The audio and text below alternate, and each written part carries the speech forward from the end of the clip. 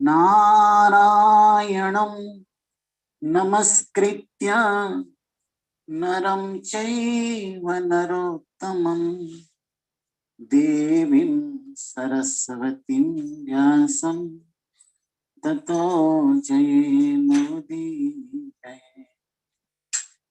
नष्टप्रायेषु भद्रेषु नित्यं भागवत सेवया भगवती उत्तम श्लोके भक्तिर्भवति नष्टकिम्। ॐ अज्ञानतिमिरन्धस्य ज्ञानाञ्जनशलाकया चक्षुरुन्मिलितं येन तस्मै श्रीगुरुवे नमः। श्रीचैतन्यमनोभीष्टं स्थापितं येन भूतले स्वयं रूप कदा मह्यं ददाति स्वपदान्तिकम्। वन्देऽहं श्रीगुरो श्रीयुतपदकमलं श्रीगुरून् वैष्णवंश्च श्रीरूपं साग्रजातं सहगण रघुनाथान्वितं तं सजीवम् साद्वैतं सावधूतं परिजनसहितं कृष्ण चैतन्य देवं श्रीराधा कृष्ण पदां सहगण ललिता श्रीविशाखान्वितंश्च। हे कृष्ण करुणा सिंधो दीनबंधो जगत्पते गोपेश गोपिका कांत राधा कांत नमोस्तुते।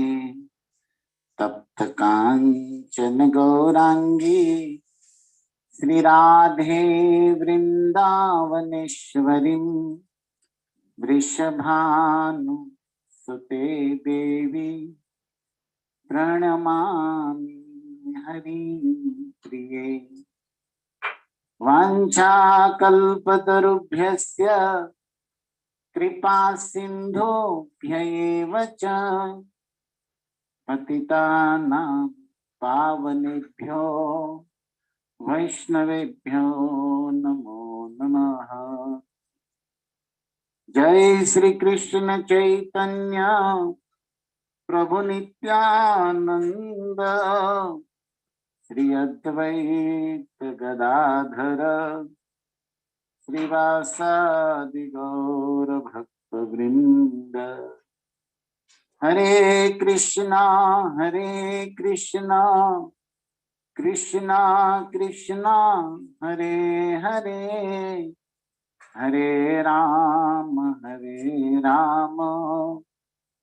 राम राम हरे हरे। हरे कृष्णा। आप सभी गौर चैतन्य लीला रस आस्वादन करने हेतु उपस्थित वैष्णव चरणों में सादर वंदन है। श्री नित्यानंद प्रभु बलराम तत्व है, साक्षात बलराम है और गुरु तत्व है। और हम सब भक्तों को भक्ति में शक्ति चाहिए, उत्साह चाहिए। उसके स्रोत, उसके मूल उद्गम श्री नित्यानंद प्रभु है। तो उनकी सुंदर लीला और चरित्र से हम भक्तों को आध्यात्मिक शक्ति भी प्राप्त होता है, उत्साह आनंद भी प्राप्त होता है और साथ में श्री चैतन्य महाप्रभु की कृपा प्राप्त होती है। और चैतन्य की कृपा मतलब आप समझते हो, श्री कृष्ण चैतन्य राधा कृष्ण नहीं अन्य। चैतन्य महाप्रभु 2 in 1 है। राधा और कृष्ण मिलित होकर श्री गौर, गोविंद का गो और राधा का रा, गौरा। राधा गोविंद देव एक एक बन गए तो गौरा बन गए, राइट। तो नित्यानंद प्रभु की कृपा से ही चैतन्य महाप्रभु की कृपा प्राप्त हो सकती है। और होल पूरा नित्यानंद जीवन चरित्र का सार क्या है, वृंदावन दास ठाकुर ने लिखा है चैतन्य भागवत जी में, श्री चैतन्य श्री कृष्ण नित्यानंद राय, नित्यानंद पूर्ण करे चैतन्य काम। चैतन्य महाप्रभु की जो भी इच्छा है, जो कामना है, जो अभिलाषा है, सब नित्यानंद प्रभु पूरी करते हैं। तो हमें कृपा चाहिए, बल चाहिए, तो इसी नित्यानंद प्रभु से अर्थात बलराम जी से अर्थात वैष्णव गुरुजनों से मिलेगा, राइट। भक्ति विनोद ठाकुर ने एक भजन में कहा है ना, एकाकी अमार नाही पाय बल, हरिनाम संकीर्तने, तुम्ही कृपा करी श्रद्धा बिंदु दिया, देह कृष्ण नाम धने। हम लोगों में ऐसे तो बहुत बल है शरीर में, लेकिन भक्ति में बल नहीं है। किसी को कहा जाए कि 5 किलो वजन उठाकर 1 किलोमीटर चले जाओ तो चला जाएगा, लेकिन 100 ग्राम की माला झोली में ही गिर जाती है ना। आप भक्तों को एक प्रश्न पूछो, क्या आप कोई भी भक्त गारंटी दे सकता है कि आज तक माला करते हुए कभी भी झोली में हाथ से माला न गिरी हो? कभी तो गिरी ही होगी। अरे माला क्या खुद गिर गए होंगे, शांताकारम समाधि में चले गए होंगे। तो माला तो 100 ग्राम की भी नहीं है, लेकिन बल नहीं है, राइट। और किसी भक्त की माला आधी हुई है, 10, 15, 50 मोती महामंत्र के जप लिए है, और यत्किंचित माला झोली में गिर गई, तो भक्त को अफसोस होता है कि अरे ये मेरा नाम काउंट नहीं किया जाएगा, फिर से करना पड़ेगा। ओ, अब नुकसान समझ रहा है वो। तो ये तो हमारी दशा है। महाप्रभु कहते आनंदाम बुद्धिवर्धनम प्रतिपदम पूर्ण अमृतास्वादनम। लेकिन अभी क्या करे, रूप गोस्वामी कहते हैं ना, पित्तोक्त तप्त रसना न रौचिकानो। तो पिलिया हो गया उपदेशामृत में, है ना, नेक्टर ऑफ इंस्ट्रक्शन में, तो उसे स्वाद नहीं मिलता। हम लोगों की ये दशा है। तो कारण क्या है, भक्त तो बल नहीं है, लेकिन हे वैष्णव, हे गुरुजन, आप हमें भक्ति में बल दीजिए। कृष्ण छे तोमार, कृष्ण दीते पारो, तुम्हारे शक्ति आछे। तो आज हम नित्यानंद चरित्र का शुभारंभ कर रहे हैं, मतलब आज की कथा का, सत्र का। तो हमारे भीतर की मन की जो ये संसार वासना है ना, नित्यानंद प्रभु की कृपा से ही जाएगी। हम नहीं कह रहे, आप मेरी बात मत सुनिए, लेकिन मैं उसकी बात सुना रहा जो उसने बोला। हमारा तो कोई वैल्यू नहीं है। और कौन जानता था मुझे तेरी बंदगी से पहले, बिका न था तब तक कोई पूछता न था, जब तूने खरीद लिया तो अनमोल हो गया। जब भक्ति में नहीं थे तो कोई पूछता भी नहीं था, कोई जानता भी नहीं था, लेकिन भगवान के हो गए तो पूरी दुनिया में पूजे जाते हैं भक्त लोग, है ना।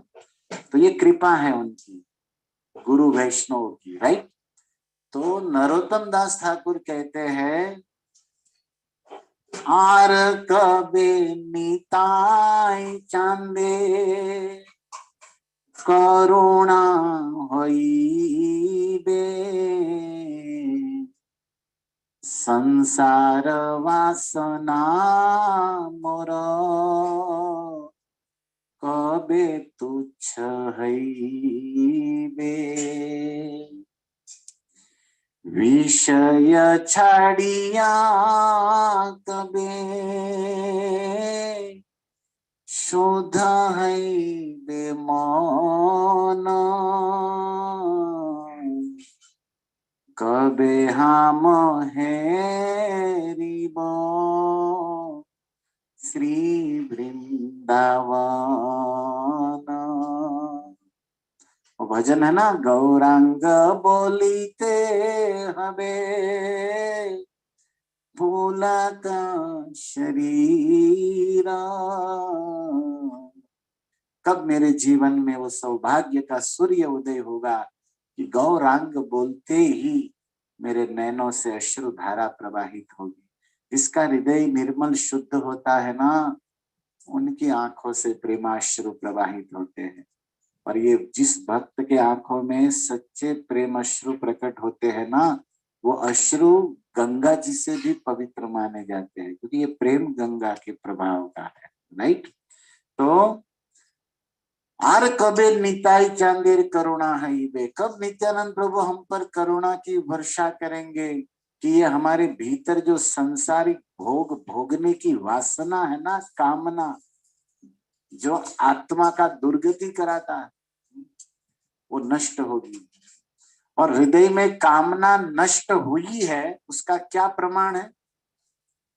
ये भी एक प्रश्न है। कैसे हम कह सकते हैं भक्तों कि हमारे हृदय में वासना कामना शून्य हो गया है? तो उसका प्रमाण देखो इस भजन में। नरोत्तम दास ठाकुर ने क्या कहा, अभी हमने सुनाया, आपको स्मरण कराया कि कबे हम हेरी बो श्री वृंदावन, विषय छाड़िया कबे शुद्ध होइबे मन। विषय भोग वासना से मन शुद्ध हो गया है, तो वो शुद्ध मन का प्रमाण है, प्रूफ है कि वो वृंदावन की ओर लगता है।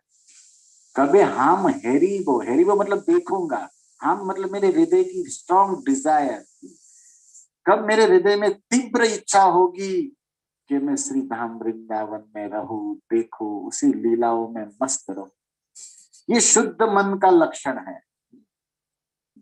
शुद्ध मन मतलब 1 लीटर शैम्पू पी जाने से नहीं होगा ना, तो लक्स साबुन खा जाने से शुद्ध मन। शुद्ध मन होगा गुरु वैष्णवों के मुख से भगवान के भक्तों के पवित्र चरित्र कीर्तन सुनने करने से। राइट। तो ये बात को सूरदास जी ने भी कहा है कि शुद्ध मन की पहचान है कि उन्हें कृष्ण के अलावा कहीं नहीं सुहाता, कहीं सुख नहीं मिलता। निर्मल चित्त तो सोई साचो, कृष्ण बिना जिनि और न भावे, सोई रसना जो हरि गुण गावे। वही जीभ जीभ है जो हरि का गुण गाती है। और उसमें बहुत सुंदर लिखा है, वही चरण चरण है जो वृंदावन जाते हैं, वही हाथ हाथ है जो हरि सेवा में लगते हैं। और उसमें कहते हैं कि वही चित्त निर्मल माना जाता है जो वृंदावन, कृष्ण के अलावा उसे कुछ भी अच्छा नहीं लगता है। हे श्याम तेरे बिन जिया न जाए। जैसे चैतन्य महाप्रभु कहते हैं, मत प्राण युगायित निमिषेण चक्षुषा प्रावृषायितम। तो भक्तों, हमारा हृदय कामना वासना की लू, राजस्थानी शब्द है ना लू, गर्म हवा, रेगिस्तान बन चुका है। लेकिन नित्यानंद प्रभु का ये पावन चरित्र, निताय पद कमलस कोटि चंद्र सुशीतल, तो उसका ये प्रभाव होगा कि चैतन्य कृपा वारी वर्षण करेंगे नित्यानंद प्रभु। बिना नित्यानंद प्रभु की कृपा से चैतन्य कृपा मिल नहीं सकती, ये नोट कर ली। और इसके कई प्रमाण भी है। रघुनाथ दास कितनी बार घर से भागे लेकिन सफल नहीं, लेकिन पानीहाटी ग्राम में जब नित्यानंद प्रभु ने उसका चरण कमल रख दिया ना, तुरंत पूरी धाम में चैतन्य प्रभु महाप्रभु के चरणों में पहुंच गए। तो वहां पर नित्यानंद प्रभु ने कहा है कि चोर, तो मेरी संपत्ति चोरी करना चाहता है। नित्यानंद प्रभु की संपत्ति क्या है? चैतन्य र काम, चैतन्य महाप्रभु की भक्ति, धन। तो इसी बात का यहाँ पर वृंदावन दास ठाकुर जिक्र कर रहा है।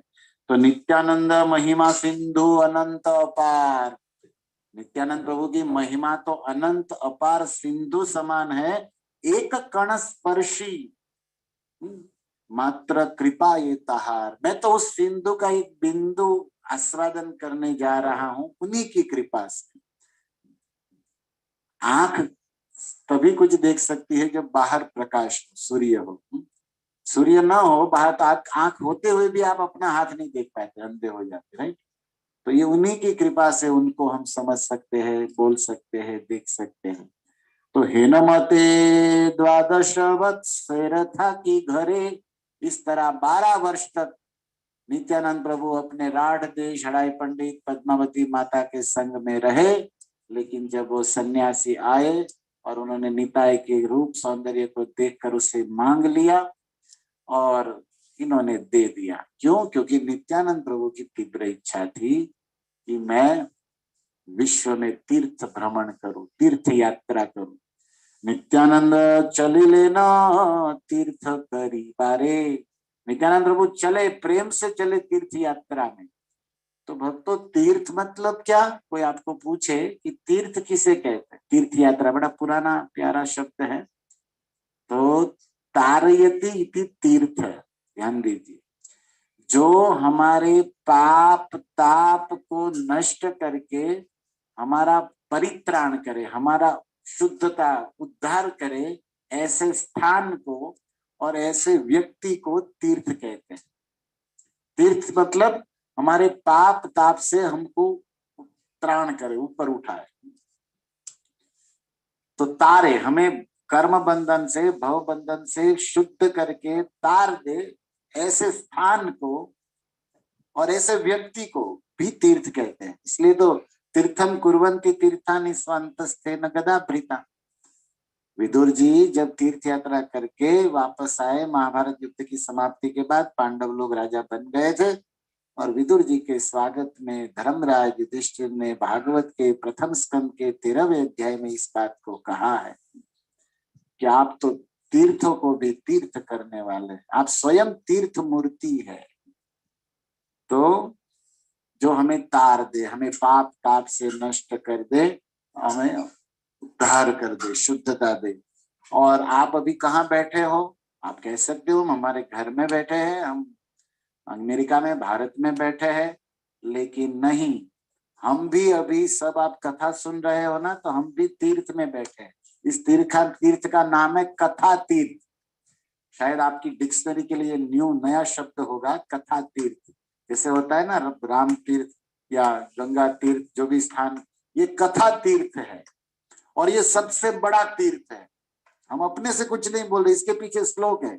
वेद व्यास जी ने पद्म पुराण में भागवत महात्म्य में ये शब्द दिया है, कथा तीर्थ, नारद जी और सनकादिक मुनि की चर्चा में। और तब वहां पर बोला गया है कि सबसे बड़ा दुनिया में तीर्थ है कथा तीर्थ। क्यों? बोले सर्वाणि तीर्थानि वसंति यत्र यथा अच्युत द्वार कथा प्रसंगा। जहां कृष्ण कथा होती है वहां पर सारे तीर्थ आ जाते। इसलिए भागवत में भगवान का एक नाम आया है तीर्थपाद। जिन सारे तीर्थ जिनके चरणों में है, उस कृष्ण को तीर्थपाद कहते। जैसे प्रभुपाद है ना, विष्णुपाद, ऐसे ही तीर्थपाद भगवान का नाम है, क्योंकि सारे तीर्थ उन्हीं से निकले हैं। लेकिन जहाँ कथा होती है, भगवान कहते मैं साक्षात वहां रहता हूँ, मद भक्ता यत्र गायन्ति तत्र तिष्ठामि नारद। और भगवान की कथा होती है, सूरदास ने भी हिंदी भजनों में इस साक्षात्कार को लिखा है, हरि की कथा होत जहाँ गंगा हूँ दौड़ी आवे तहाँ। तो नित्यानंद प्रभु तीर्थ यात्रा के लिए निकले। तीर्थ मतलब हमें तार दे वो स्थान, और हम लोग अभी किस स्थान में है? कथा तीर्थ में बैठे हैं, जो सबसे बड़ा तीर्थ है। अच्छा, एक और प्रश्न होगा कि तीर्थ करने का फल क्या है? वृंदावन की तीर्थ, वृंदावन तो तीर्थ नहीं है, ये भी एक अलग, वृंदावन तो धाम है। अब तीर्थ और धाम में क्या फर्क है? ऐसे तो सेम है, तारने वाला, पाप नष्ट करने वाला, पवित्र भूमि, लेकिन थोड़ा अंतर है अचिंत्य भेदा भेद के अनुसार, भेद भी है अभेद भी।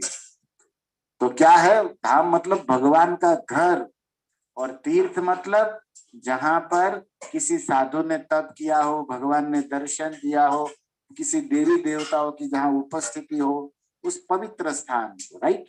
लेकिन यहाँ पे भगवान के निजी घर को, भगवान के स्वरूप को धाम कहते हैं। तो वृंदावन तो धाम है, लेकिन तीर्थ, भारतवर्ष में तो बहुत सारे तीर्थ है। हम लोग गंगा जी के तट पर कथा करते हैं तो थोड़ा पुराण खोलते हैं, ज्यादा समय मिलता है उधर। तो एक बार हमने पढ़ा था कि गंगा जी के अंदर 3.5 करोड़ तीर्थ है। बताओ, ऊपर नहीं, गंगा जी के जल में कितने तीर्थ है? 3.5 करोड़। मतलब कोई गंगा में एक डुबकी मारता है ना, तो 3.5 करोड़ तीर्थों का फल मिलता है उसे। इसलिए चलिए गंगा घाट, गंगा द्वार। तो गंगा की अब तथा आजकल के लोग तो कल्पना भी नहीं कर सकते कि कैसे हो सकते हैं। लेकिन है, गंगा जी के रास्ते आप पाताल में भी जा सकते हो। भागवत में लिखा है, वो सनकादिक मुनि, सनक सनातन ब्रह्मा जी के ये 4 बेटे गंगा जी में प्रवेश किए और पाताल में शेषनाग के पास पहुंच गए, और वहां जाकर उन्होंने शेषनाग से भागवत सुना। बताओ, तो ये एक परंपरा ऊपर से आई है ना, ब्रह्म विष्णु से भी ब्रह्मा, फिर नारद, फिर व्यास, फिर शुकदेव, भागवत की परंपरा। एक परंपरा नीचे नीचे से आई, अनंत शेष, ये बलराम है ना, अनंत, उन्होंने सनकादिक मुनियों को कहा, सनकादिक मुनियों ने सांख्य मुनि को कहा, सांख्य मुनि ने पराशय को कहा, पराशय ने मैत्रेय को कहा। इस तरह नीचे से भी भागवत की परंपराएं आई। तो ये भागवत के 3रे स्कंद के 5वें 6ठे अध्याय में यह बात आपको मिल जाएगी जो मैं अभी बोल रहा हूँ। इस पर चर्चा हो रही है, तीर्थ यात्रा का फल क्या है। भक्ति विनोद ठाकुर कल्याण कल्पत्रु नामक ग्रंथ में लिखते हैं, तीर्थ यात्रा साधु संग, तीर्थ यात्रा का फल है कृष्ण प्रेमी भक्तों से भगवान की कथा सुनना। तीर्थ में जाकर केवल नहा लेना और फिर भोजन की व्यवस्था कर देना, बस में कौन से दर्शन होंगे, ये सब इसी मैनेजमेंट में रहना तीर्थ यात्रा नहीं है। तीर्थ यात्रा मतलब भगवान के भक्तों से उस धाम की, उस लीला की, उन तीर्थों की महिमा सुन के कृष्ण प्रेम में आगे बढ़ना, कृष्ण भक्ति भाव को प्रकट करना। तो ऐसे भक्तों के संग में जाओगे ना तो पूरा लाभ मिलेगा। नहीं तो ऐसे टूर में, ग्रुप में घूमने के लिए भी लोग जाते हैं लेकिन पूरा फल नहीं पाते। इसलिए भक्तिविनोद ठाकुर ने कहा है ना कि मैं यात्रा करूंगा, लेकिन कहाँ करूंगा? बोले गौर आमार जे सब स्थाने करिल भ्रमण रंगे, से सब स्थाने हेरिबो आमी प्रणय भक्त संग। मैं चैतन्य महाप्रभु जिस स्थान पर गए हैं मैं उसी स्थान पर जाऊंगा। और कैसे जाऊंगा? बोले प्रेमी भक्तों के साथ।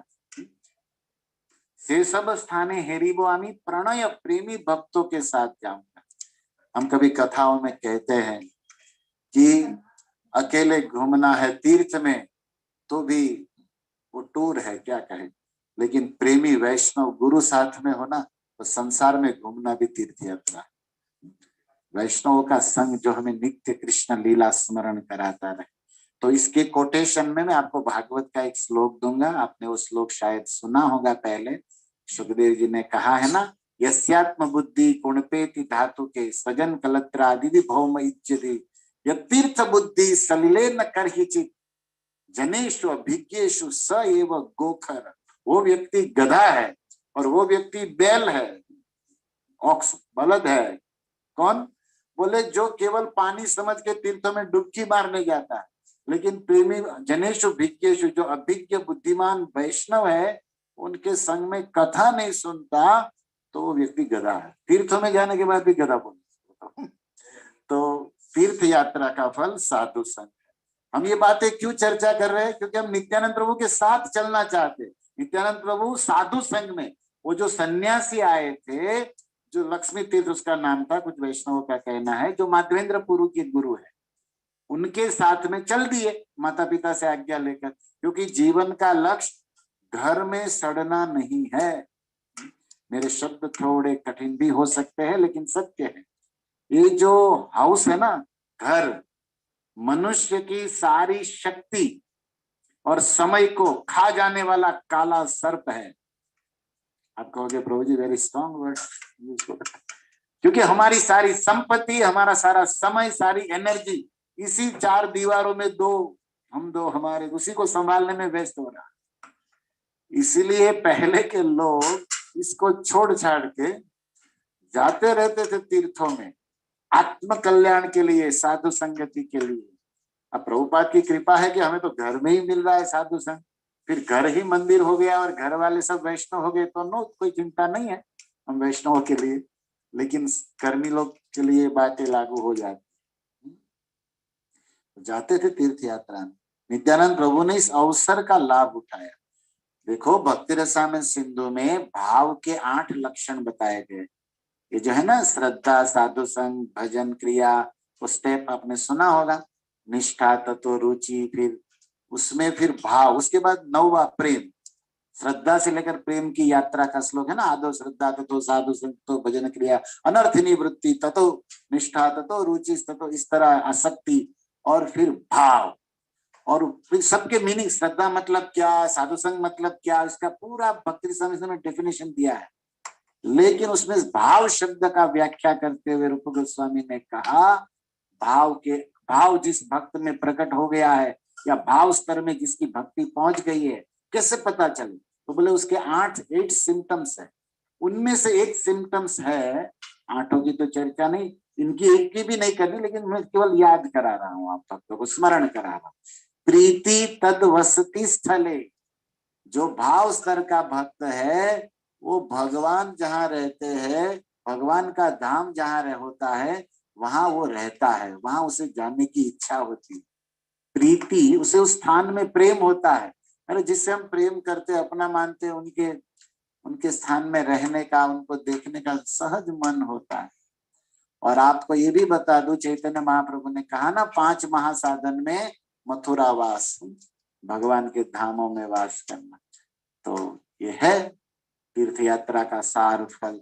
और नित्यानंद प्रभु तीर्थ यात्रा कर रहे, काशी गए, और प्रयाग, गंगा जमुना सरस्वती का संगम है, वहां गए, मथुरा में गए, वृंदावन में गए, अपने ही निजी धाम में जहाँ ग्वाल बाल गैया संग यमुना तीरा वनचारी दाऊ दादा ने किया था। कुरुक्षेत्र में गए, कुरुक्षेत्र में भी भगवान ताऊ गए थे ना, वृंदावन लीला, उस लीला में भी द्वापर में वो भीम को लास्ट युद्ध में पहुंच गए थे दाऊ दादा, तीर्थ यात्रा। देखो बलराम शरीर लीला में भी दाऊ दादा ने तीर्थ यात्रा की है, और अब नित्यानंद स्वरूप में आए हैं कलयुग में, तो भी तीर्थ यात्रा कर रहे हैं। महाभारत में भी युद्ध का जब चॉइस हुआ, तो कृष्ण को कहा दाऊ ने, बलराम ने, कि कन्हैया सब अपने हैं, हमें युद्ध नहीं करना है, जीवन लड़ने झगड़ने के लिए नहीं मिला। तो दाऊ दादा क्या करना चाहिए? बोले कहीं तीर्थ यात्रा करते, चलो निकलो यहाँ से, पतली गली पकड़ो। तब कृष्ण ने कहा, बड़े भैया क्षमा करें, आप जाए तो जाए, आप स्वतंत्र हैं, मैं नहीं आऊंगा तीर्थ यात्रा। अरे कन्हैया तू क्यों नहीं आएगा तीर्थ यात्रा में, तेरे को लड़ना है क्या? बोले नहीं, लड़ना तो नहीं है। तो फिर बोले क्या करूं दाऊ, मैं मेरे अर्जुन को नहीं छोड़ सकता। ये डायलॉग है कृष्ण का वहां। आप जाइए, मतलब भगवान अर्जुन के माध्यम से ये कह रहे हैं कि मैं मेरे भक्तों को नहीं छोड़ सकता, आप निकलिए। और भगवान नहीं है। और लास्ट में दाऊ दादा जब आए, तब कृष्ण ने यही डायलॉग याद कराया था, जब वो भीम को मारने दौड़े, क्योंकि नियम तोड़ा, तो कटी के नीचे भाग में गदा प्रहार नहीं होना चाहिए, युद्ध नियम। तब दाऊ दादा कहे, अभी जिंदा गाड़ दूंगा मैं तुमको, तुम नियम तोड़ा ना। तो कृष्ण ने कहा, लेकिन आप तो तीर्थ यात्रा में गए थे महाराज, अब तो युद्ध में है ही नहीं है, आप 11 खिलाड़ी में क्या 15 खिलाड़ी क्रिकेट टीम में ही नहीं है, आप कैसे बैटिंग में आ सकते हैं प्रभु? दाऊ दादा को रोका कन्हैया, नहीं तो उसी समय भीम का हरिबोल हो गया होता, क्योंकि दाऊ ने गदा पकड़ ली थी बलराम जी। आप तीर्थ यात्रा में गए फिर भी इतना क्रोध। अब कृष्ण तो मजाक भी करते हैं, दाऊ प्रेम है ना। दाऊ दादा आप तीर्थ यात्रा में गए थे, तो मैं तेरे को भी बोला था ना उस समय कि चल मेरे साथ तीर्थ यात्रा में, यहाँ रहकर महाभारत कराया, सबको लड़ाता रहता है, तू ही करने वाला है सब। अब दाऊ थोड़े गर्म हो गए। तो कृष्ण ने कहा, दाऊ दादा आपकी तीर्थ यात्रा के विषय में भी हमने सुना है, आप नैमिषारण्य में गए थे, वहां एक साधु को उड़ा दिया, रोमहर्षण को। बोले स्वभाव जाता नहीं ना क्षत्रियो, आप तीर्थ यात्रा करने गए थे कि मारने गए थे? दाऊ नीचे देख लिया, बोले तो क्या खोल रहा है मेरी पट्टी सब। कृष्ण ने कहा कि आप तीर्थ यात्रा को गए थे ना महाराज, तो वहां वहां एक साधु खड़ा नहीं हुआ, तो उसको तो राधे राधे कर दिया। तो आप भी तो हत्या, आप भी तो मार ही रहे हो ना, तो यहाँ धर्म युद्ध में मारते। अब देखो दोनों भाई, आप अब कौन समझ पाएगा इन लोगों की बातों को, लेकिन सार बताया जाए। तब दाऊ दादा ने कहा कि कन्हैया तू बात तो सही कर रहा है। तब कृष्ण ने कहा कि आप नहीं थे दाऊ, हमारे अभिमन्यु, हमारे भांजे को कैसे इन लोगों ने काटा है, आप देखते ना तो ये नहीं बोलते। तो इस तरह कृष्ण ने समझाया है वहां पर दाऊ को। एनीवे, लेकिन वहां पर दाऊ दादा तीर्थ यात्रा में गए थे, यहाँ पर भी तीर्थ यात्रा में गए हैं, मानो हम भक्तों को मैसेज दे रहे हैं कि हमें भी कथा तीर्थ में, कीर्तन तीर्थ में या फिर अन्य जहाँ पर पवित्र स्थान है जाना चाहिए। तो हरिद्वार में भी गए दाऊ दादा, और हरिद्वार से फिर श्रीरंगम, रामेश्वर, और हरिद्वार से, हाँ, हरिद्वार में एक सुंदर घटना का वर्णन किया है वृंदावन दास ठाकुर ने। जब नित्यानंद प्रभु हरिद्वार में गए तो वहां से और ऊपर गए, वहां पर एक श्री पर्वत है जो आज त्रियुगी नारायण का, जहां पर शिव पार्वती का विवाह हुआ, नित्य वहां रहते शिव पार्वती। और जब नित्यानंद प्रभु वहां तीर्थ यात्रा करते करते पहुंचे श्री पर्वत पर, हरिद्वार के ऊपर, उत्तराखंड की बात हो रही है, तो कार्तिक देखिया नित्यानंद महामती, श्री पर्वत गेला यथा महेश पार्वती, ब्राह्मण ब्राह्मणी रूपे महेश पार्वती, श्री पर्वत दोहे करे न वसती। एक ब्राह्मण और ब्राह्मणी के रूप में भव भवानी, महेश और पार्वती पेड़ के नीचे बैठे थे, और नित्यानंद प्रभु वहां से निकले। पैदल यात्रा हो रही थी, हेलीकॉप्टर से नहीं गए थे जो आज लोग करते हैं, पैदल यात्रा हो रही थी। तब तक इन दोनों ने देखा तो क्या चाहिए, अब नित्यानंद को देखते ही देखो भोले बाबा क्या बोले, शंकर भगवान, शंकर जी ने अपनी भार्या भवानी से कहा, भव ने निज इष्ट देव चिनी लेना दोई जान। देखो देखो देखो ये कौन है, तो पार्वती भी देखने लगी। दोनों ने भजन किया, कथा, इसलिए अब सब ज्ञान चला गया था। बोले ये तो हमारे इष्ट देव है, पहचान गए भोले बाबा। आप जानते, आप सबको पता भी होना चाहिए, वैष्णवानाम यथा शंभु, भागवत के अनुसार कृष्ण, ये जो श्री शंकर भगवान है उसके इष्ट देव कौन है, संकर्षण। और ये दाऊ कौन है, संकर्षण कारणोत्शाई, शिरोब्दशाई, पयोब्दशाई, और है ना चैतन्य चरितामृत, नित्यानंद राम शरणम प्रपद्ये शेषाख्य कल, ये सारे अवतार के मूल तो ये है नित्यानंद, जो संकर्षण बने हैं, प्रद्युम्न बने, हमने पहले दिन कथा में सुनाया था संक्षेप में तत्व के विषय में। तो शंकर भगवान पहचान ली और क्या बोले, निज इष्ट देव। पार्वती भी पहचान गई कि ये तो हमारे इष्ट देव है। इष्ट देव मतलब समझते ना आप लोग, इष्ट शब्द का अर्थ होता है प्राण से भी प्रिय। इष्ट मतलब प्राण से भी प्रिय, और जो हमारा हित करे, प्रिय करे, जो हमारा सौहार्द, हमारा वेलफेयर करता रहे सदैव, वो इष्ट देव है। इष्ट गोष्ठी ऐसे शब्द होता है हिंदी में भी, मतलब आप एक दूसरे के हित की प्रिय चर्चा, तो गोष्ठी मतलब तो बातें। तो अथवा इष्ट मतलब हमारी सारी अभिलाषा पूरी करे, वो हमारे इष्ट देव। तो जिसके इष्ट कृष्ण है उसका अनिष्ट कोई नहीं कर सकता, ऐसे मैं कहता रहता हूँ कथा। जिसके इष्ट कृष्ण है उसका अनिष्ट कोई नहीं कर सकता। जिस पर अनुग्रह अच्युत का है उसका नवग्रह भी कुछ नहीं बिगाड़ सकते। अच्युतम केशवम कृष्ण दामोदरम राम नारायण गाते रहते भक्त लोग हरिनाम संकीर्तन में। तो देख लिया, पहचान लिया। तो पार्वती शंकर जी को कह रही कि यही है हमारे शंकरषण, मूल शंकरषण इष्ट देव। बोले हाँ, लेकिन अभी कैसे रूप में है, अवधूत रूपे करे तीर्थ पर्यटन। बंगाली भाषा है लेकिन गुजराती जैसा, हिंदी जैसा एकदम सरल है, ध्यान देंगे तो। अवधूत रूपे करे तीर्थ, ये हमारे इष्ट देव संकर्षण अवधूत रूप धारण करके कलयुग में, कलिकाल में ये पृथ्वी तल को पावन करने के लिए प्रभु घूम रहे हैं। मतलब देखो शिव जी ने कितना सीक्रेट खोल दिया। नित्यानंद प्रभु, हमने अभी क्या साधना की चर्चा की कि अपने को पावन करने के लिए, पाप नष्ट कर्म बंधन अपने को तार दे, वो तीर्थ यात्रा करनी चाहिए। क्यों करनी चाहिए, भक्तों का संग प्राप्त करने के लिए। लेकिन ये सब हम साधकों के लिए शिक्षा है। अभी यहाँ क्या शंकर जी बोल रहे हैं, भोले बाबा कह रहे हैं कि ये तीर्थ यात्रा नहीं कर रहे, इनके कारण तीर्थ तीर्थ हो रहा है। तीर्थों को पावन करने के लिए इनकी तीर्थ यात्रा, खुद पावन होने के लिए तो पतित पावन, क्या पावनानम पावनम ये है नित्यानंद प्रभु, क्योंकि संकर्षण है।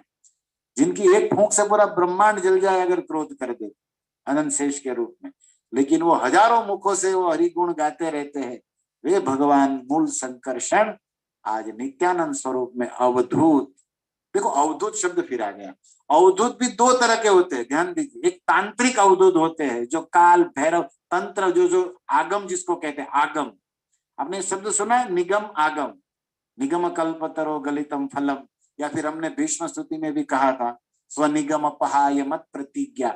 निगम मतलब क्या बताया था, वेद, ऋग्वेद चार यजुर्वेद, ये जो है ना वेद उपनिषद। और आगम मतलब तंत्र, जैसे ये काली तंत्र है, भैरव तंत्र है, उसमें सब मैली विद्याएं होती है, उसमें सब सिद्धियां योगिक तांत्रिक बात होती है, और उसमें सब तमोगुण टाइप का होता है, तो इसको आगम कहते हैं। ओके, आगम निगम, इसलिए जगन्नाथपुरी में आगम तरीके से भोग लगता था। इसी बात को वो शंकराचार्य का शिष्य मंडलेश्वर मना कर दिया ना। स्टोरी है पूरी, वो एक अलग स्टोरी है, क्योंकि जगन्नाथ जी को भोग लगता है आगम विधि से, और वैष्णव लोग पसंद नहीं करते आगम तंत्र को, उस तमोगुण विधि को। अब वो क्या तमोगुण क्या है, कभी फुर्सत में क्लास करेंगे जगन्नाथ जी का, लेकिन अब पढ़िएगा, कभी पूछिएगा। वहां भोग लगता है कि सिस्टम से लगता है, लेकिन जगन्नाथ जी तो अपनी अपनी स्वरूप अपनी लीला में मस्त है भाई, पंडाओं के साथ। वहां कोई रामानुजाचार्य गए थे ना वहां जगन्नाथपुरी में, बोले तुम लोग नियम तोड़ रहे हो, निगम को फॉलो नहीं कर रहे हो, इस तरह आप षोडश उपचार से पूजा नहीं कर रहे हो पंचरात्र के अनुसार। सबको पंडों को रोक दिया, इतने प्रभावशाली शेषनाग के अवतार रामानुजाचार्य, और सबको बंद कर दिया, पंडाओं को बाहर निकाला, बोले कल से नहा धो के इस तरह भोग लगाना, इस तरह पूजा करना, इस तरह सब वेद काट दिया। वो पंडा रात में जगन्नाथ को प्रार्थना की है कि कौन आया है, कहां से आया है, हमको आपसे दूर कर दिया, और आपको जो अच्छा लगता है वो हम करते हैं, और ये हमें कुछ क्या क्या सिखा रहा है।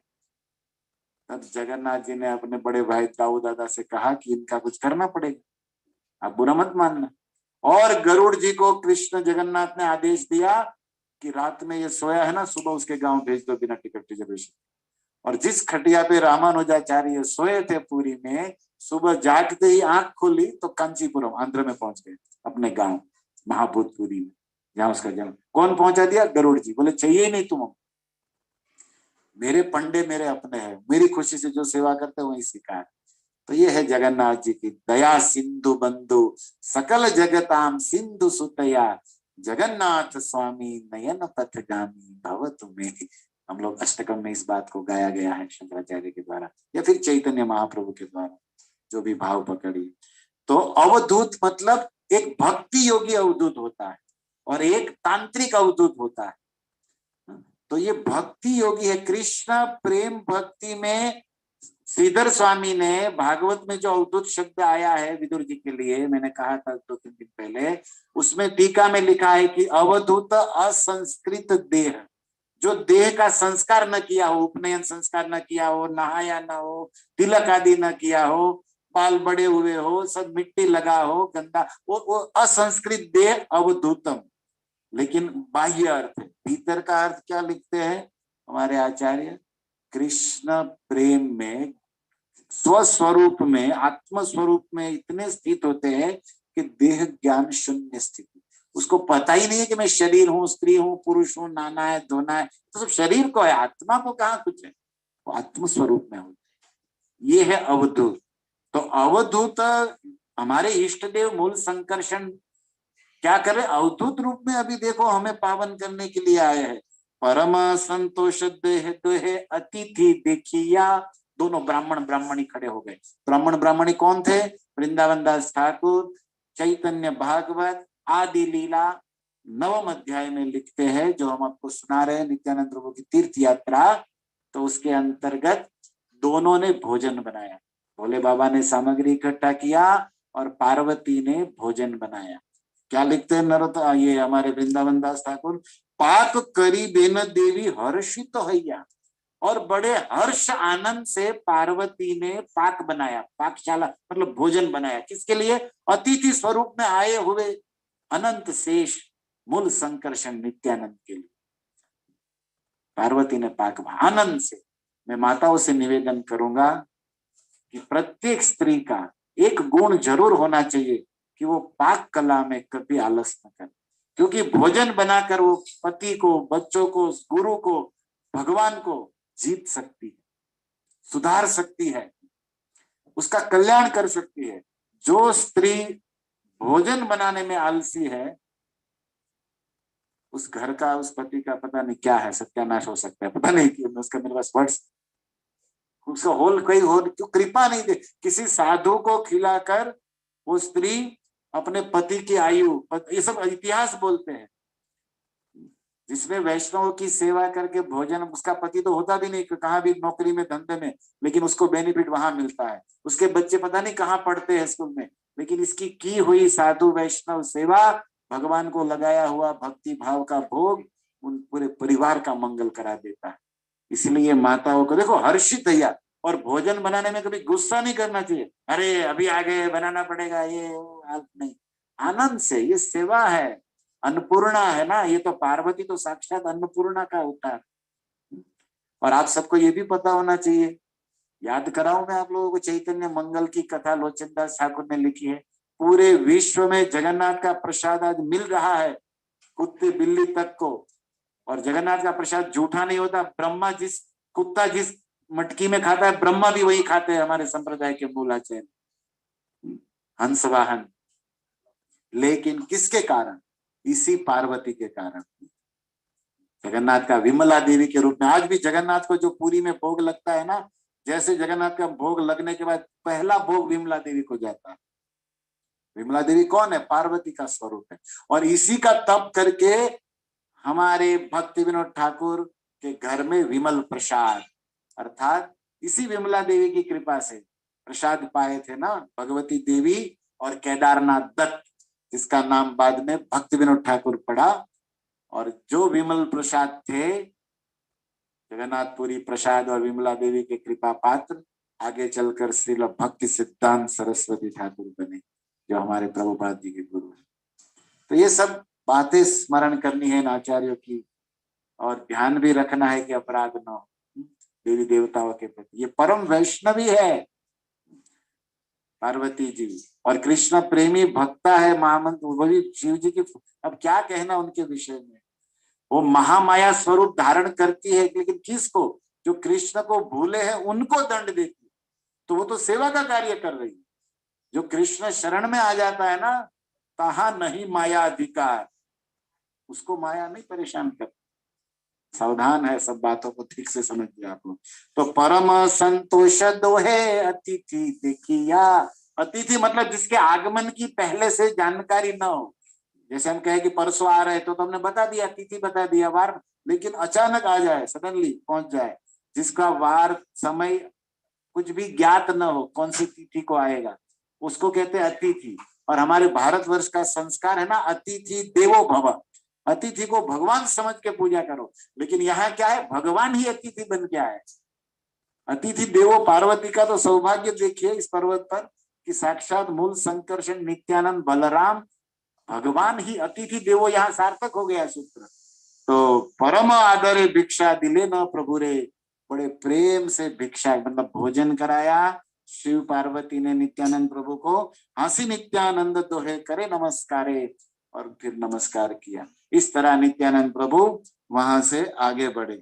आप कहोगे कि ये पूरी कथा का सार क्या है? वृंदावन दास ठाकुर लिखते हैं कि नित्यानंद प्रभु और शिव जी के मिलन को जो भी सुनेगा उसे भक्ति में शक्ति प्राप्त होगी।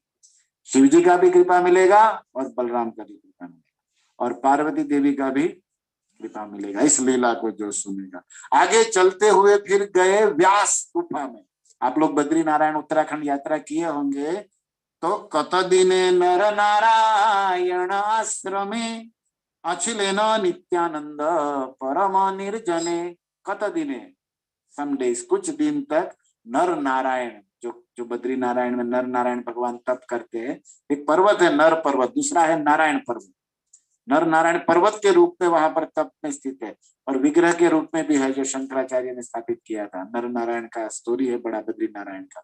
तो वो नर नारायण के स्थान में नित्यानंद प्रभु कुछ दिन रहे, और फिर उसके आगे निर्जन स्थान में रहते थे, जहां पर कोई क्या कहते हैं, नॉइजी साउंड, मतलब वहां तो होता ही नहीं, ऐसे ही शांति होता है, लेकिन कोई डिस्टर्ब ना करे ऐसे स्थान में। तबे नित्यानंद गेला व्यासेर आलये, वहां पर एक व्यास गुफा है जहां पर व्यास जी ने तप जब किया था।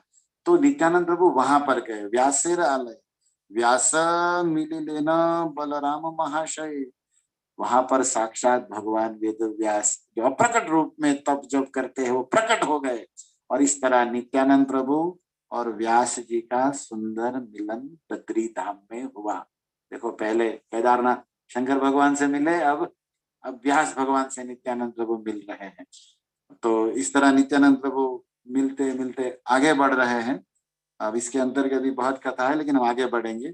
अब फिर वहां से नीचे उतरे, बद्री आश्रम में मिलके व्यास जी का संग करके दर्शन करके फिर वहां से नीचे आ रहे। तो नीचे नीचे आते आते उनका मिलन हुआ माधवेंद्रपुरी से।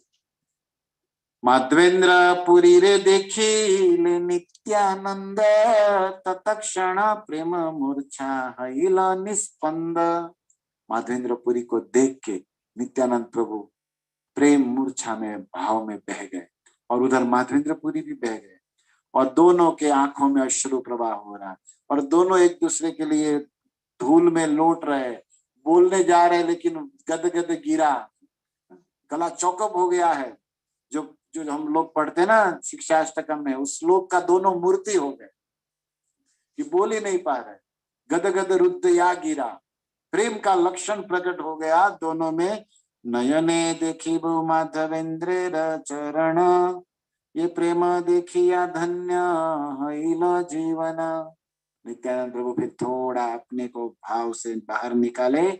नित्यानंद बोले यत तीर्थ करिलामा, हे माधवेंद्रपुरी, आज तक मैंने जितने तीर्थ यात्रा के दर्शन किए आज सफल हो गए। क्यों? क्योंकि सम्यक तहार फल आज पाइला, आज मैं उसका फल पा गया। क्या फल पा गया? आपका दर्शन हो गया। तो देखो, साधु का दर्शन तीर्थ यात्रा का परम फल है। हमें ये रामायण की बात याद आती है, जब राम जी, सीता जी और लखनलाल तीनों को वनवास के समय वो प्रयाग में पहुंचे, जहां भरद्वाज से मिले, और भरद्वाज से कुछ सत्संग करके फिर चित्रकूट की ओर आगे बढ़े। और इधर बाद में अयोध्या से भरत राम को वापस लेने के लिए चित्रकूट यात्रा करते करते पहुंचे प्रयाग में गंगा जी के तट पर।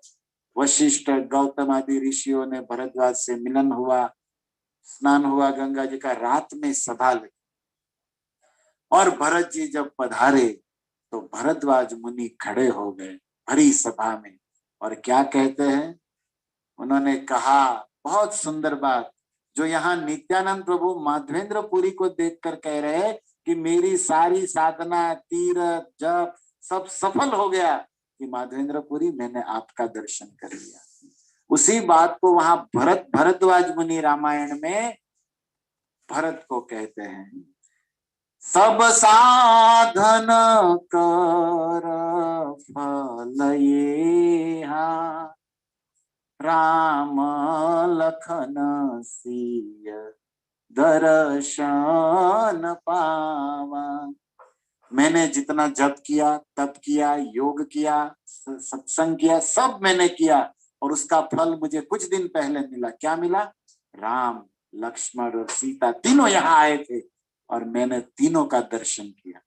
लेकिन ते ही कर फल पुनि दर्श तुम्हारा, सहित प्रयाग सुभाग हमारा। भरद्वाज मुनि बोले हैं रामायण में, अयोध्या कांड में, कि उस राम, सीता और लक्ष्मण के दर्शन का फल आज मिला, कि उसको प्रेम करने वाला हे भरत, तेरा दर्शन हुआ। तेरे चरण कमल से आज मेरा प्रयाग, गंगा जमुना सरस्वती और सारे साधु संत धन्य हो गए। तूने पवित्र कर दिया हम सबको। अब देखो, ये क्षत्रिय थे भरत राजा, भरत महाराज, लेकिन प्रेम की महिमा है ना, ये प्रेमी का महिमा जानते हैं संत और साधु और शास्त्र। तो भरद्वाज मुनि कहते हैं कि सारी तप साधना का फल भगवान का दर्शन, और भगवान के दर्शन का फल भक्त का दर्शन। भगवान के दर्शन का भी फल है भक्त का दर्शन। ये कौन कह रहा है? रामायण कह रही है भरद्वाज। ते कर फल पुनि दरस तुम्हारा, सहित प्रयाग सौभाग्य हमारा। आज मेरा प्रयाग भूमि धन्य हो गई तुम्हारे चरणों से। नित्यानंद प्रभु कहते हैं कि हे माधवेंद्र पुरी, नयने देखी वो माधवेंद्र पुरी तुम्हारा चरण, मैं आपका चरण देख रहा हूँ, सही प्रेम देखिया धन्य हई न त्रिभुवन। आपके चरणों की तो इतनी शक्ति है कि आप त्रिभुवन को धन्य कर सकते हो। कतो दिन नित्यानंद माधवेंद्र संगे, कुछ दिनों तक नित्यानंद प्रभु और माधवेंद्र पुरी साथ में रहे। भ्रमेण श्री कृष्ण कथा परमानंद रंगे, तीर्थों में साथ में चलते चलते कृष्ण कथा लीला का परम रस आनंद में डूबे रहते थे दोनों। माधवेंद्र पुरी अति अद्भुत कथान, माधवेंद्र पुरी का प्रेम कितना ऊंचा था। वृंदावन दास ठाकुर लिखते हैं कि मेघ देखी लेना मात्र हईल अचेतन। अरे वो आकाश में मेघ देखते थे ना तो भी उसे कृष्ण की याद आती थी और मूर्छा आ जाती थी।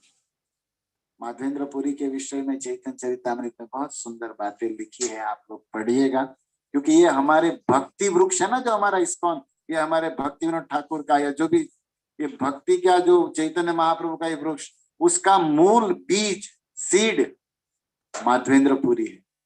ये भक्ति वृक्ष का मूल रूट क्या कहते हैं आप, सीड जो बीज है जिससे फिर उगा है पूरा ये और फैल रहा है प्रभुपाद की कृपा से, उसके मूल माधवेंद्र पुरी है चैतन्य चरितामृत के अनुसार। और वो चैतन्य महाप्रभु के गुरु ईश्वरपुरी और उनके गुरु माधवेंद्र पुरी, जिनके कारण श्रीनाथ जी ने चंदन लीला किया था, है ना, वो खीर चुराई थी, खीर चोरा गोपीनाथ, ये माधवेंद्र पुरी। तो नित्यानंद प्रभु माधवेंद्र पुरी साथ में कई दिन रहे और इस तरह प्रेम भाव का लक्षण प्रकट होता रहता था और कृष्ण कथा में डूबे रहते थे। वृंदावन दास ठाकुर लिखते हैं, नित्यानंद माधवेंद्र दुई दर्शन, जे सुन ये तार मिले कृष्ण प्रेम धन। जो भी व्यक्ति चैतन्य नित्यानंद और माधवेंद्र के मिलन की कथा को सुनेगा, उसे चैतन्य महाप्रभु की कृपा से कृष्ण प्रेम धन की प्राप्ति हो जाएगी। निदाय गौर प्रेमानंदे हरि हरि। देखो, सुनने मात्र से प्रेम धन का फल दे रहे हैं वृंदावन दास ठाकुर। तो वृंदावन दास जी ने कहा, नीरवदे वृंदावन करे न वसती। इस तरह माधवेंद्र पुरी और नित्यानंद कुछ दिन साथ रहे और दोनों साथ में फिर से पहुंचे वृंदावन, फिर से वृंदावन में। और वृंदावन में नित्यानंद प्रभु नीरवधि वृंदावन, फिर निश्चित कर लिया कि अब मैं वृंदावन से बाहर नहीं जाऊंगा। सारे भारत की यात्रा हो गई, भूमि की, भूमंडल की, अब मैं वृंदावन। कृष्ण आवेश न जाने दीवारी थी और कृष्ण प्रेम में इतना डूबे रहते थे कि रात दिन किधर निकल गया कुछ भी पता नहीं नित्यानंद। तो आपन ऐश्वर्य प्रभु प्रकाशिले जबे, तो वहां वृंदावन में क्यों रहे, करते क्या थे? बोले कृष्ण प्रेम में डूबे रहते थे, कोई देता था तो दूध पीते थे, नहीं तो उपवास कर लेते थे और इंतजार कर रहे थे कि जब मेरे प्रभु इष्ट देव चैतन्य अपना ऐश्वर्य प्रकट करेंगे। क्या ऐश्वर्य था?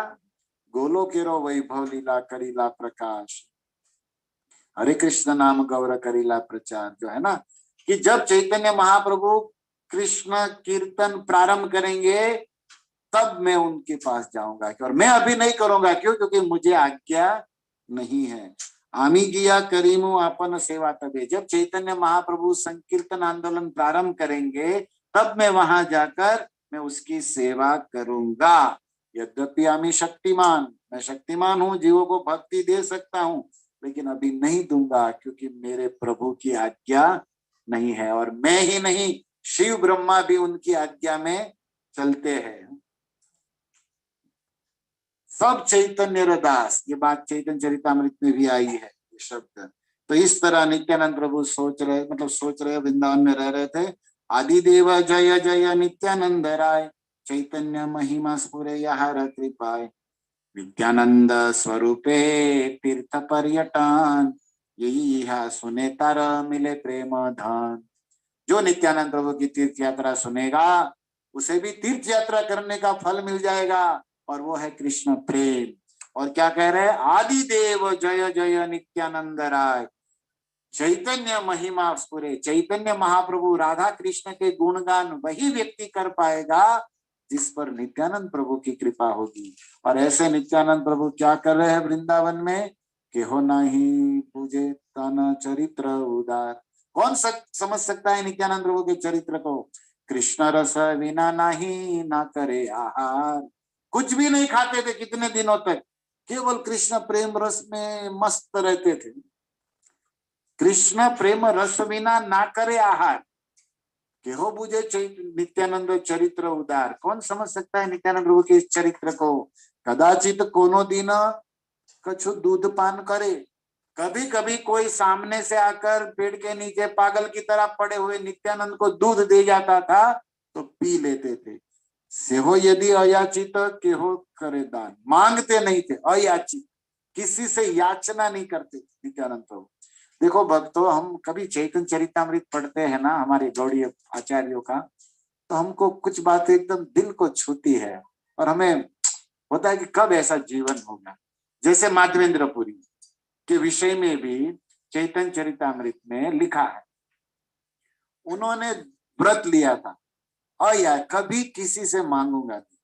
उसके विषय में आपने सुना होगा, वो लोटा दूध का लेके कृष्ण पिलाने, भूखे मर जाएंगे लेकिन मांगेंगे नहीं। बताओ, यहाँ पर भी नित्यानंद प्रभु नहीं, अयाचित, कोई सामने से दूध दे जाए तो पीते थे। तो इस पर हमें एक बात याद आती है, महाराज जी भी सुनाते थे, ये जो भगवान की कृपा से बिना मांगे जो मिल जाए उसको खाना या पीना, उसको अमृत भोजन कहते हैं। क्या कहते हैं? अमृत भोजन। एक दोहा है कबीर का, और भाषा ब्रज में और हमारे भारत में बहुत प्रसिद्ध है, कि वो कहते हैं कि सहज मिला सो अमृत सम। सहज मतलब बिना मांगे जो मिल गया वो अमृत सम, मांग लिया सो पानी, और मांगना पड़े तो समझो वाटर है, अमृत नहीं है, पानी समझ। कहत कबीर खून बराबर जिसमें खींचा तानी, और जिसको फोर्स करना पड़े और चोरी करना पड़े और उसके लिए झगड़ा करना पड़े, खींचातानी करनी पड़े, वो तो खून पीने बराबर। मांग के लेना पड़े तो वो पानी पीने बराबर, और बिना मांगे ईश्वर की इच्छा से जो मिल जाए वो अमृत समान है। तो महाराज जी हमको, हम लोग कहते थे पहले, कभी कभी बात निकलती थी कथाओं में, तो हमने सुना है, कहते थे साधुओं को अमृत भोजन करना चाहिए। अमृत भोजन मतलब भगवान की कृपा से जो मिल जाए उसी को खा के हरे कृष्णा कृष्णा कृष्णा हरे हरे, हरे राम राम राम। कभी कंप्लेन नहीं करनी चाहिए, ये नहीं वो नहीं वो नहीं। हमारा आहार है हरि नाम, हमारे आत्म स्वरूप में, लेकिन उस ऊंची स्थिति की बात है, लेकिन प्रेरणा तो मिलती है एटलीस्ट। तो देखो, अयाचक रहे कोनो दिन, मांगते नहीं थे। यही मत वृंदावन वैसे नित्यानंद, नवदीप प्रकाश हैला गौर चंद्र। इस तरह नित्यानंद प्रभु वृंदावन में है और श्री कृष्ण चैतन्य महाप्रभु गौरांग गौड़ देश में है, नवद्वीप में है। अच्छा, वहां पर चैतन्य महाप्रभु क्या कर रहे थे? नित्यानंद प्रभु तो वृंदावन में प्रेम रस में, चलो आपने थोड़ा सुनाया, इधर चैतन्य क्या कर रहे हैं? तो यहाँ पर देखो, वृंदावन दास ठाकुर लिखते हैं, निरंतर संकीर्तन परम आनंद, दुख पाय प्रभु ना देखिया नित्यानंद। चैतन्य महाप्रभु ने अपने पिताजी को गया में श्राद्ध करने के बाद ईश्वरपुरी से दीक्षा लेकर आए, टोटली चेंज पूरा। क्या किया? वो पांडित्य विद्या विलास मजाक मस्ती सब क्लोज बंद, और अपने अवतार का जो प्रयोजन था, बाह्य बाह्य प्रयोजन, बहिरंग कारण, एक्सटर्नल कॉज, बाहर का कारण था। क्या कारण था? अवतार कार्य में बाह्य कारण आप भक्त लोग जानते होंगे, हरि नाम का प्रचार। अतरंग कारण, इटर्नल कारण तो था ना कि राधा रानी की हृदय में कृष्ण प्रेम रस का आस्वादन करना, राधा या प्रति। लेकिन बाह्य कारण तो हरिनाम संकीर्तन चालू कर दिया महाप्रभु ने, लेकिन दुख पाए प्रभु ना देखिया नित्यानंद। लेकिन नित्यानंद को नहीं देख रहे थे, तो चैतन्य महाप्रभु अंदर अंदर उदास रहते। कीर्तन तो करते थे नवदीप में, बड़ा आनंद से होता था। नित्यानंद जानी लेना प्रभु प्रकाश, वहां क्योंकि इन दोनों का शरीर अलग है, हृदय एक है ना। कल ताहार द्वितीय देह श्री बलराम सुनाया था, तत्व पहले सुनाया था, कृष्ण ही बलराम बने। वही कृष्ण चैतन्य नित्यानंद, तो अंदर की उसका टावर पकड़ता है ना, अंदर का कवरेज एक है दोनों का। तो वहां पर वो समझ गए, जे अवधि लागी करे प्रवेश, जिसके लिए मैं इतने दिन तक वृंदावन में वास कर रहा हूं, वो समय आ गया, वो समय अब आ गया है। और जानिया आईला जट नवदीप पूरे, इस तरह जानकर नित्यानंद प्रभु जल्दी से जल्दी वृंदावन को छोड़ के नवदीप में आ गए। आसिया रहिला नंदन आचार्य घरे, और आकर चैतन्य महाप्रभु की वाड़ी में नहीं गए। वाड़ी मतलब बंगाल में कहते हैं ना हमार वाड़ी, मतलब हमारा घर। तो जगन्नाथ मिश्र की वाड़ी पे नहीं गए, श्रीवास आंगन श्रीवास वाड़ी पे भी नहीं गए। कौन की वाड़ी, किसकी वाड़ी पे गए, मतलब किसके घर पर? बोले नंदन आचार्य रो घरे। नंदन आचार्य कौन है भाई? नंदन आचार्य महाभागवतमा, वो महाभागवत थे, चैतन्य महाप्रभु के प्रिय पार्षद में उनका नाम आता है। तो प्रेमी थे, रसिक भक्त थे। देखी महा तेज राशि जैन सूर्य सम, वो तो खड़े हो गए आसन से कि क्या सूर्य मेरे आंगन में आ गया क्या आकाश से? नित्यानंद प्रभु के शरीर से इतना महा तेज निकल रहा था कि सूर्य भी उसके सामने फीका लगा, इतना तेज। इसको देख के नंदन आचार्य खड़े हो गए, और नित्यानंद प्रभु किसी को बिना बताए सीधा उसी के घर पहुंच गए। अब एक प्रश्न होगा ना, भक्तों को होना चाहिए कि भाई आप जान गए कि चैतन्य आपको याद कर रहे, आपके बिना चैतन्य दुखी है, उदास है, और आप भी उसी का इंतजार कर रहे थे। अब आप उसके काम के, उनकी सेवा के लिए नवदीप जा रहे हो, तो फिर उनको मिलने क्यों नहीं जा रहे?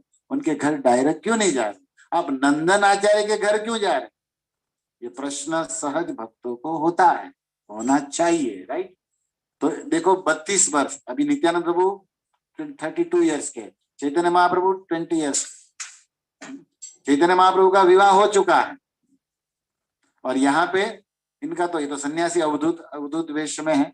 लक्ष्मी प्रिया चैतन्य महाप्रभु से विवाह कर चुके हैं और उनका शरीर छूट चुका है।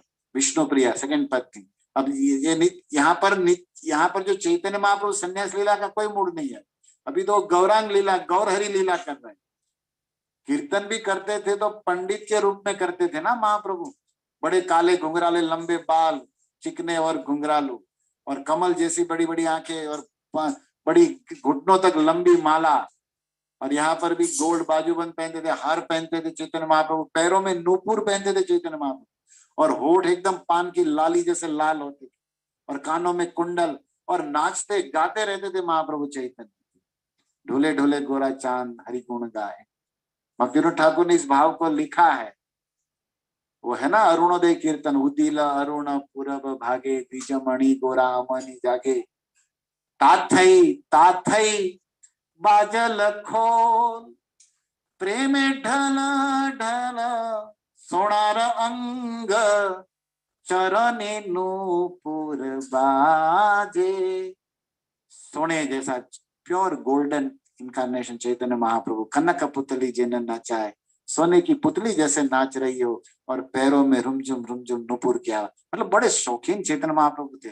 और यहाँ नित्यानंद प्रभु अवधूत संन्यासावेश में, अब इन दोनों का मिलन हो रहा है। और हम यहाँ पर प्रश्न खड़ा कर रहे हैं कि नित्यानंद प्रभु डायरेक्ट क्यों नहीं गए चैतन्य से, नंदन आचार्य के घर क्यों गए? तो इन प्रश्नों को, इन कथाओं को कल सुनेंगे। हरे कृष्णा कृष्णा कृष्णा हरे हरे राम, हरे टू बी कंटिन्यू, हमें भी करना पड़ेगा ताकि कल टाइम से आप हाजिर रहो। हरे कृष्णा, थैंक यू। सस्पेंस डाल दिया है, कल कल तक प्रतीक्षा करनी पड़ेगी। बहुत अच्छा है, भक्तों का भाव आपने बहुत अच्छी तरह से, नित्यानंद का जो पर्यटन चल रहा है बहुत अच्छा है। हाँ, ये तीर्थ यात्रा बोला भाई, माधवेंद्रपुरी, व्यास जी और शंकर जी, तीन से नित्यानंद प्रभु मिले, अब चैतन्य महाप्रभु से मिलने पधारे हैं। तो उसको हम कल सुनेंगे। प्रभु जी, आज आपका टाइम स्केड्यूल क्या है? आज तो फ्री है, आज कोई क्लास नहीं है हमारा, मतलब अभी फ्री, मतलब है 10-15 मिनट, जो भी आप कहना चाहो, पूछना चाहो टॉपिक चलेगा।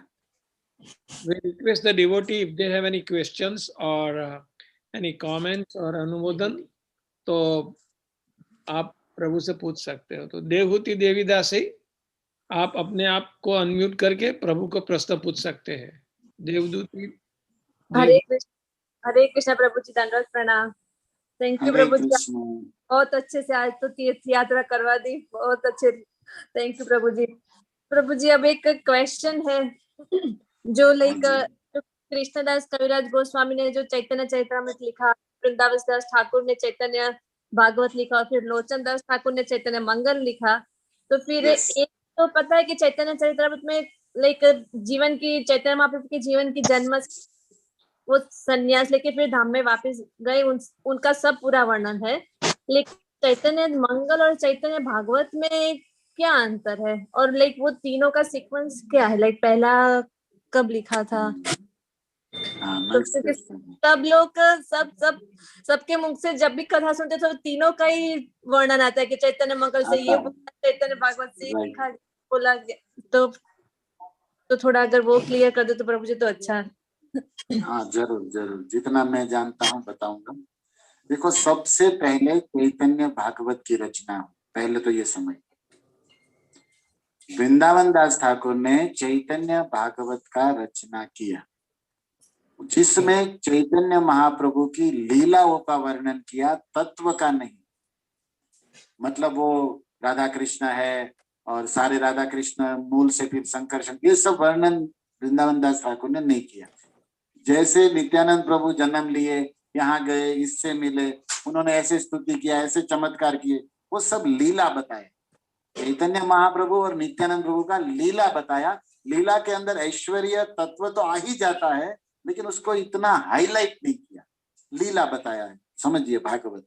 लेकिन उसके बाद लोचन दास ठाकुर ने ग्रंथ लिखा चैतन्य लीला के ऊपर, और ये जो जब वृंदावन दास ठाकुर ने इसको लिखा था चैतन्य लीला को, तो उसका नाम था चैतन्य मंगल, भागवत नाम नहीं था। लेकिन लोचन दास ठाकुर ने अपने ग्रंथ में किसको हाईलाइट किया? चैतन्य महाप्रभु का गृहस्थी लाइफ, जिसमें खास करके उसको त्यागना। मतलब चैतन्य मंगल सबसे छोटा है, पहले तो ये जानिए, और वो सेकंड लिखा गया। लेकिन जब चैतन्य मंगल ऑलरेडी वृंदावन दास ठाकुर का लिखा हुआ था, और उसमें चैतन्य का और नित्यानंद का लीला था, लेकिन जो लीला नहीं लिखा था, कौन सा लीला? जैसे फॉर एग्जाम्पल चैतन्य महाप्रभु ने संन्यास लिया, तो विष्णु प्रिया से क्या टॉप किया, विष्णु प्रिया को क्या भाव प्रकट हुआ, और क्या विष्णु प्रिया रोई है, चैतन्य महाप्रभु सची माता पर क्या बीती।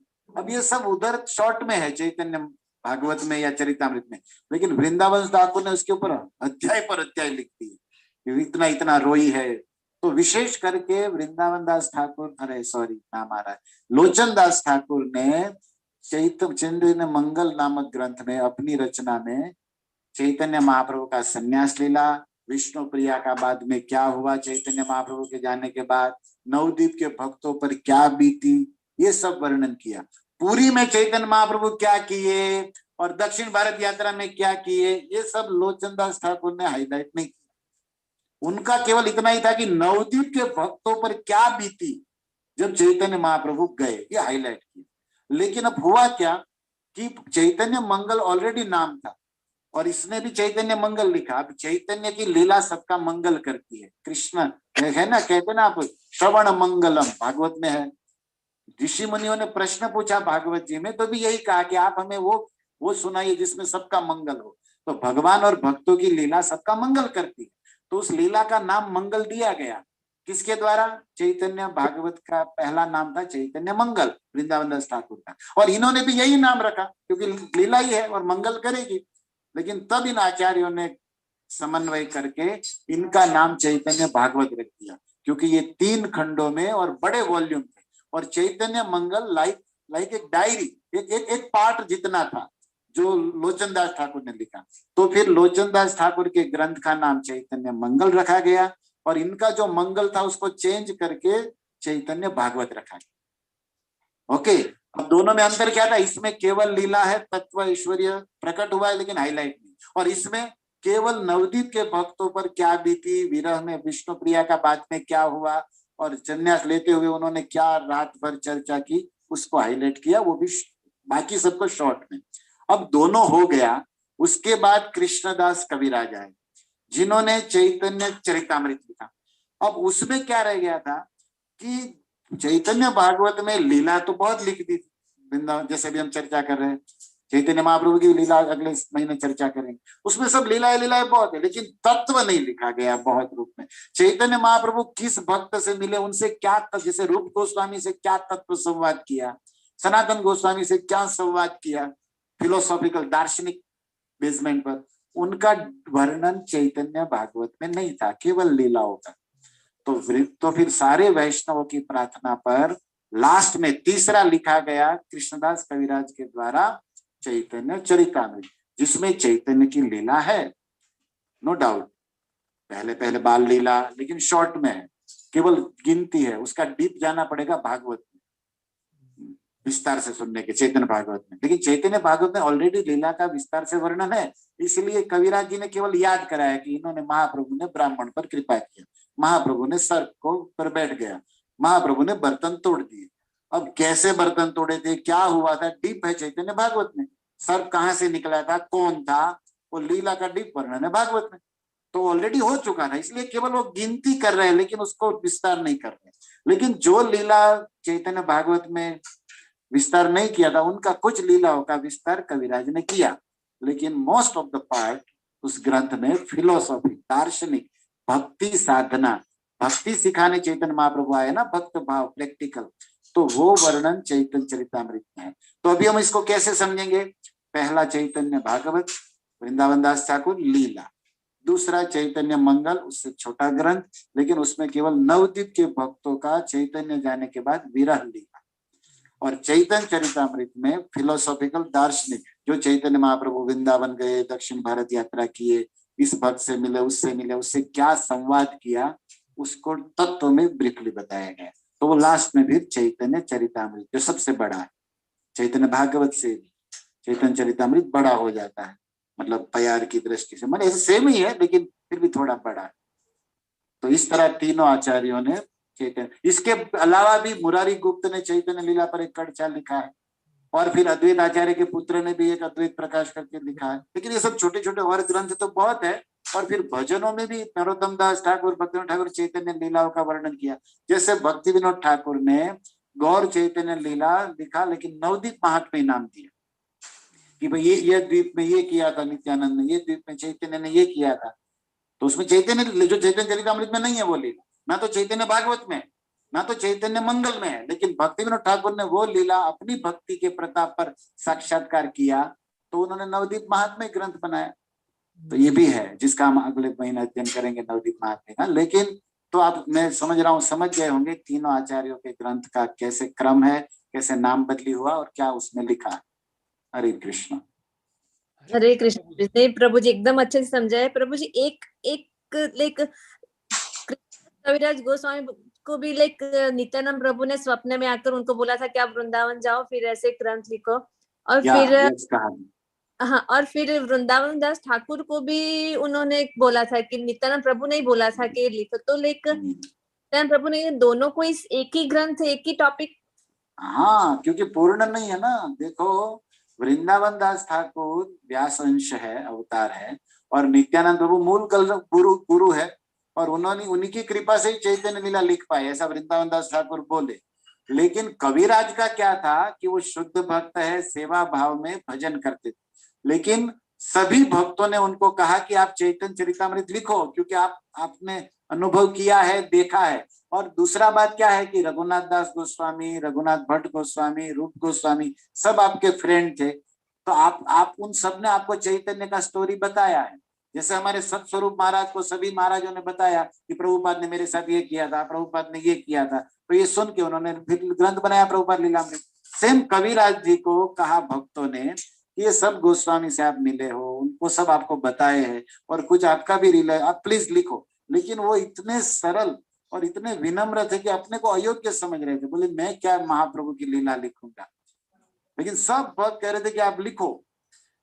तब इस असमंजस में थे, तब नित्यानंद प्रभु ने जरूरी समझा और उनके स्वप्न में आए, और स्वप्न में आकर स्पेशल वृंदावन जाने का और ग्रंथ लिखने का आदेश दिया, उसके पीछे और एक रीजन है जो कल बताऊंगा।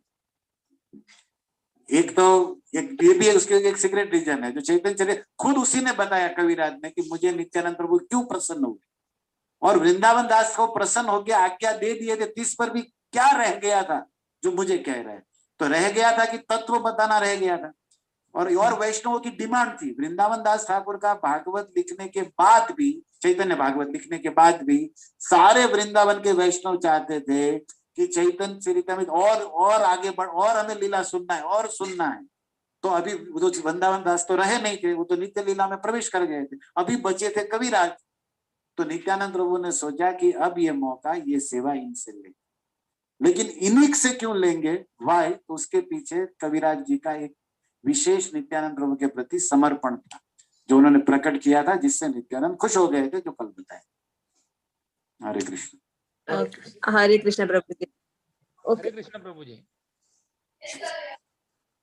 ओके, हरे कृष्णा।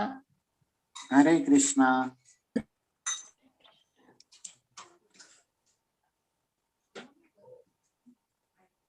हरे लीला और प्रभु, कोई अनम्यूट। हरे लीला प्रभु, हरे कृष्णा। आवाज आवाज है? हरे कृष्णा। यस यस यस प्रभु जी, आप प्रश्न पूछ सकते हैं। हरे कृष्णा प्रभु जी, यू हैव टू बोलिए। नंद किशोर है ना? हाँ जी। हाँ प्रभु जी। आवाज आवे छे? हाँ हाँ आवे आवे छे। आवाज आवे छे? हाँ हाँ बस बस। हाँ तो प्रभु जी, चैतन्य भागवत संस्कृत में है, राइट? चैतन्य भागवत, चैतन्य मंगल। ये सब ग्रंथ बंगाली में है। ये जो चैतन्य महाप्रभु के विषय में केवल एक मुरारी गुप्त ने जो कड़छा मतलब डायरी, आप इंग्लिश में शॉर्ट बुक्स, शॉर्ट नोट्स, तो उसको कड़छा कहते हैं बंगला में। तो वो जो मुरारी गुप्त ने जो एक कड़छा नामक चैतन्य चरितामृत लिखा, वो केवल संस्कृत में है। उसके अलावा चैतन्य मंगल, चैतन्य भागवत, चैतन्य चरितामृत, भक्ति महात्म्य, भक्ति विनोद ठाकुर वाला नवदीप, सब बंगला में है। ओरिजिनल मूल लिपि बंगला, सब बंगला में लिखा है, नो संस्कृत। चैतन्य चरितामृत तो हिंदी में આપણે हिंदी में एम के ट्रांसफर થયું છે, એવી રીતે ચૈતન્ય भागवत અને ચૈતન્ય મંગલ ટ્રાન્સફર થયા છે? इस्कॉन में नहीं हुआ है। हाँ, हिंदी में है लेकिन इस्कॉन में नहीं है। और प्रेस वालों ने किया, जैसे हरिनाम प्रेस है, फिर ये गौड़िया मठ है, उन लोगों ने हिंदी में अभी निकाला है चैतन्य भागवत। लेकिन इस्कॉन में हमारा चैतन्य चरितामृत प्रभुपाद वाला जो इंग्लिश, उसके बाद हिंदी गुजराती जो ट्रांसफर हुआ भाषा में, लेकिन चैतन्य भागवत नहीं है इस्कॉन में। लेकिन अन्य प्रेसों में, अन्य संस्थाओं में चैतन्य भागवत जो मूल बंगला में था, उसका हिंदी भी प्रिंट हो रहा है और मिल रहा है। ओके। અને પ્રભુજી માધવેન્દ્રપુરી તત્વથી કોણ છે? માધવેન્દ્રપુરી કોના અંશ છે, કોના અવતાર છે, એવું કઈ છે માધવેન્દ્રપુરી માટે? કારણ કે માધવેન્દ્રપુરી પુષ્ટિ માર્ગમાં છે। माधवेंद्रपुरी नहीं, माधवेंद्रपुरी सखी है वृंदावन में, राधा कृष्ण लीला में मंजरी स्वरूप में कोई सखी है। वो कौन सी सखी नाम नहीं मालूम, मुझे देखना पड़ेगा, लेकिन तत्व से वो माधुरी है। क्योंकि उसने जो भजन, उसने जो श्लोक बोले है ना, या जो वर्णन आया है, वो क्या श्लोक है, बड़ा दयित किम भ्रम्यते हे मथुरा नाक कदावलोकयसे, मतलब कृष्ण प्रेम विरह में जैसे राधा रानी गोपियां रोती है ना, उस मूड में उसकी स्तुति है।